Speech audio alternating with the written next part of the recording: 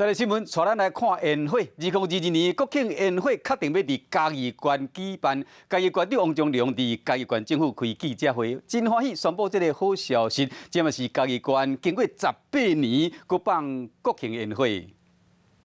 2022年的国庆烟火即将在嘉义，我们的地点就在故宫南苑。像这次国庆烟火这样的活动能够到嘉义来，大家认为实际上会对自己感觉到嘉义又再一次变成全国的亮点，那维护整个对嘉义的信心跟光荣感。2、1，请接。透过画面会使看到嘉义县长王忠良加内政部处长陈宗干伫嘉义县政府宣布2022年国庆宴会，搁回到嘉义县来举办。今年选定的地点是故宫南院。内政部处长陈宗干表示讲，过去2年来，虽然台湾受到疫情影响，不过国庆宴会拢伫防疫措施下进行。伊相信讲后半年台湾应该使渐渐恢复正常的生活，乡亲嘛使欢欢喜喜去欣赏国庆宴会。